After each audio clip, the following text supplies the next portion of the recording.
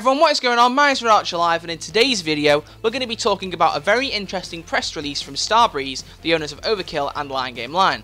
Before I do, I just want to very quickly say if anyone has any questions for the Q&A, I haven't recorded it yet. I'm hoping I might get a few more questions just to make it a bigger video. But if you haven't heard about it, go watch the Go Bank video I uploaded last Friday because I've got some details in there. But if you have any questions, feel free to leave them in the comment section of this video as well. I'll just copy them into the list I've already got and then make the video. And I'll put it up next Friday. So I'm starting back at uni. It might be the only video that I make that week, but I'll try and do a Payday video as well, or just a video on something. But I'll just see what happens. I can't promise. But the Q&A is coming out next Friday, so try and get questions asked before Wednesday-ish, I'm going to say, as a rough guess, because I don't know when I'll have a chance to record it with uni starting back up. But either way, moving on, the article that we're going to be talking about today is titled Starbreeze intends to carry out a directed share issue for continued expansion and high power release of Overkill's The Walking Dead. Now that's a mouthful if ever I've heard one, and most of this article is full of business speak that I won't even pretend to understand because I haven't got a clue, and most of you guys probably don't know. But it doesn't matter for the purpose of this video because there's only a very specific point in there I want to be discussing, and it's one or two paragraphs about halfway down. So we're going to be looking at one specific paragraph in particular first off, which reads, in the fall of 2017, Starbreeze, Lion Game Line and 505 Games jointly released the publishing title Raid World War II for PC and console. And here's where it gets really interesting. The reception and sales of the game following the release have been significantly below the company's expectations despite several measures taken. So, interestingly, when you look at that, it says that not only the sales were a flop, it also says that the critical reception and all the reviews the game got were pretty mediocre to say the least, and I read a few of them. They were very lukewarm, and it was kind of like not as good as Payday 2, wants to be Payday 2, but isn't quite along those lines. And I completely agree with it. I mean, when I did the Payday 2 reskin video at that point, I hadn't even, played the game for a couple of weeks, and since that video, which went out a couple of months ago, I haven't touched Raid World War 2. I just don't really want to play it. I don't enjoy it that much. I don't think it's that good, and it disappoints me, because I really wanted it to be the kind of Payday spiritual successor that even Almir at Overkill said it was going to be. If you watched Ethan H3H3's podcast, when he interviewed Almir back when the DLC hadn't even been released for Payday 2, the H3H3 pack, he said in that interview that Raid World War 2 was meant to be the spiritual successor to Payday 2. And as a result of it being a flop, there are a few things that Overkill and Starbreeze in general have taken in action and moved on to kind of address to cover for the failure. And it's in the illustration of a few bullet points that we're going to be looking at and discussing here, and they've said in order to expand the game portfolio and reduce operational and financial risk, they're going to do three things. First off, they're going to talk about new publishing titles not included in the aforementioned business plan. So they've probably got some other games in the works that they don't want to talk about. Might be Payday style, might be something completely different, who knows. But they've got some things in the background and we don't really know. It's a waiting game. We'll wait and see what they have to say when they are announced at whatever point. But the next bullet points are the more interesting ones. First off, expansion of the existing game portfolio to new platforms and geographies. I presume that's talking in specific about Payday 2 going on the Switch. And then as well, the extension of the development plan for Payday 2 to 2019. Yep, you heard it right, they've pushed back the death of Payday 2 again. On top of that, they're also saying that they're going to accelerate the production plan for Payday 3. So not only is Payday 2 getting a longer lifespan, but Payday 3 is coming even sooner than we thought. Now you might be sitting and thinking, well, why are they doing all this as a result of Raid World War 2 being a flop when it's not even Overkill's game? Well, first off, I said in the Raid World War 2 video that they were wrong to say it was from the creators of Overkill, of Payday 2 in general. Turns out a couple people from Lion Game Line are actually the head kind of people from Overkill who switched studios, and they actually were heavily involved in Payday, so I was a bit wrong to make that claim, and I apologise for that. But the interesting thing is that, Raid was intended to be the spiritual successor, whether it was made by Overkill or not, or whether it was made from the creators of Payday 2 or not. That was the goal of the game. It was meant to be something to carry on and take the mantle of Payday 2 whilst Payday 3 was in development. But unfortunately, Raid and all the DLC support they're probably planning on getting for it is going to be severely impacted, severely impaired, and I don't see Raid World War 2 getting much more DLC support because it's just not worth it financially. If the game's a flop, there's no point pumping more money into it to make DLC for people who barely exist on the game. So, as a result, they've made these changes with Payday. And the way I see it is, we've got Overkill's The Walking Dead dropping at the end of 2018, or at least that's the current slated release date. We don't know whether that will change. It might do, it might not. But Overkill's The Walking Dead has been getting a lot of press, and that's why it's even in the title of the article. They're continuing to push for a high-powered release, because it's been advertised in places I've never even seen Payday 2 mentioned. So if they pull it off and they release some decent game trailers for The Walking Dead and get real hype built, it could easily outsell Payday 2. And that game has been out for 5 years, so, well, nearly 5 years. So it's easily feasible they could do some great things with it. But the way I see it is, I think that they plan to have 2 games running between the death of Payday 2 and Payday 3, just so they had a couple of games under their belt. They could say, these are 2 very big games that are playing right now that you guys can hop into, that are getting constant DLC support while we wait for the big release of Payday 3, which is going to be their next big thing. But unfortunately now, Raid World War 2 hasn't been what they hoped it would be. They put all their effort in, they put all the kind of time, money, and even advertising. The amount of times Overkill did videos on Raid World War 2 instead of talking about Payday was ridiculous.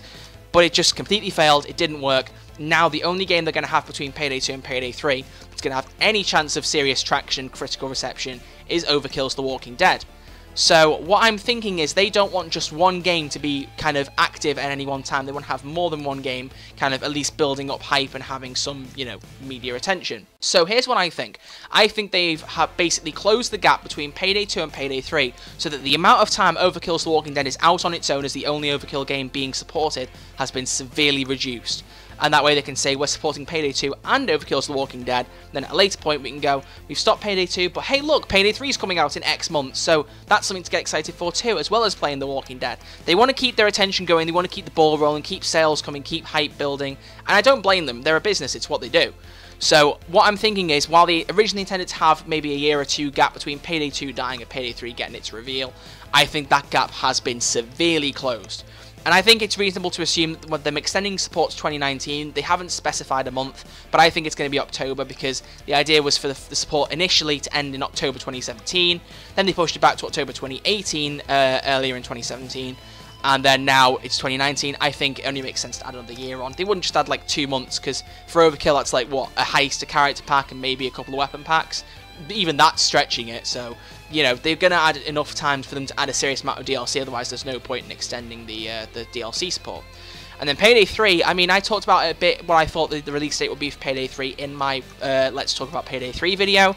Leave a link to that in the description if you haven't watched it. It might be good to get some discussion going in the comments. But honestly, that kind of throws all my ideas out the window in terms of release dates. I was thinking like 2019, 2020 when we'd see solid release dates or something, but I think it's going to be sooner. I honestly think that I don't know whether we'll hear something this year because they're focusing too much on Overkill's The Walking Dead, but I think definitely next year we're going to get something.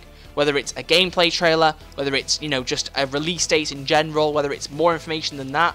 They could even release the game in 2019, but I think that would be a little bit much to ask, because they're only just ending Payday 2 support in 2019. So I think it's going to be very soon after that that Payday 3 gets its emergence. So it's going to be early 2020 when I think we're going to see the game come out now. But honestly, it's just like, it's ridiculous to think about it, because that is so far off. And by that point, Payday 2 will be 6 years or over 6 years old. So here's my slight issue with Payday 2 having its DLC support extended. My personal attitude is that while Payday 2 has been an extremely popular game, and I adore it, I love it to bits, I'll defend it for almost everything apart from like Goat Simulator in the Bomb Forest, as I'm sure most of you will agree. But personally, I feel like they're pushing the game a bit too far now. They're riding off the legacy of it, and they're trying to just keep the game moving and trying not to kind of flog a dead horse, as the British saying goes. I don't know whether anyone else has heard that saying, but that's something I'd use. They're basically pushing it, and I worry that if they overstretch it too far and push Payday 2 too far, everyone's going to get really annoyed. I've seen people tweeting out already saying that they just want the game to die. Just let Payday 2 die, let it have the death it deserves. It's been a great game. It's done so much for so many people in terms of like YouTube careers. It's helped me out being a console creator, but it deserves the death that it should have. And if they leave it until 2019, it's going to be like, oh yeah, that game that kind of just got a bit dead because they supported it for too long, yeah, that stopped having support now, and everyone will be like, I don't care. So what worries me is they might do it again. They might push the DLC date again. It's half sarcasm me saying this and half seriousness, but they've done it twice already. In 2015, when they bought the rights to the Payday franchise, Overkill bought the rights, and they confirmed Payday 3, and then they also got rid of microtransactions on PC. They went, right, we'll go on until 2017, at the end of 2017, and to quote Al Listo, he said, at that point, we'll stop or not, depending on where we are. And then again, Starstream in mid-2017, they pushed it back to October 2018, and now it's pushed back to 2019 again, probably October again. So who's to say they won't do it again? If Payday 3, while they're saying they're accelerating the plan, if they can't physically get the game ready anytime towards Payday 2's death, what's to stop them from pushing it back again? If they think they can keep the popularity. And that worries me. I think really 2019 has got to be the end of it. And another thing to consider is console support, because I was saying in What's Next Payday 2 and the updated version of that, I was saying that, you know, it might be a bit close now to try and get console up to date with PC, you know, have them releasing DLCs at the same time, because there just isn't much left of Payday 2's life. But at this point now, they've had another year on roughly to support, and they are basically just shooting themselves in the foot if they don't manage to get console up to date with PC, because it's extremely unreasonable now if in 2019 when they release DLCs we don't get them on both platforms either at the same time, or saying it releases now on PC and in console in 2 weeks, like having a date when a DLC is revealed. So they can catch up, we can get up to date with PC. We're closer to PC than we've ever been before. So there's no excuse now. They've got plenty of time, but I really hope that 2019 is the end of Payday 2 support, because I just don't want the game to die from unpopularity, from it being pushed too far. It's not what the game deserves. It deserves so much better than that. So, but that's my opinion, and that's my explanation for why I think, you know, Payday 2 has been pushed so much, and why Payday 3 has been put forward.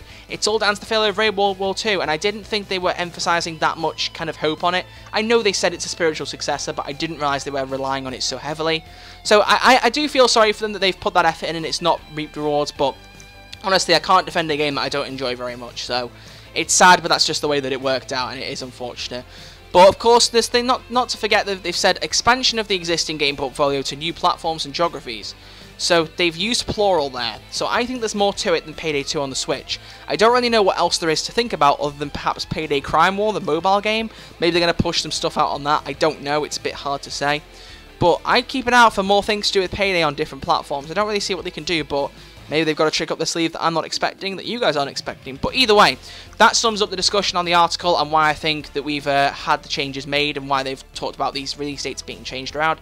What do you guys think? Do you agree with what I've said, or do you think differently? Do you think they've got other plans? Let me know down in the comments section below. Let's get talking. I always love to debate things with you guys in the comments section.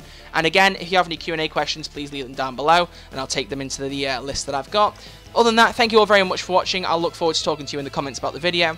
And subscribe if you're new, like if you enjoyed the video, and I'll see you all in the next one. Take it easy.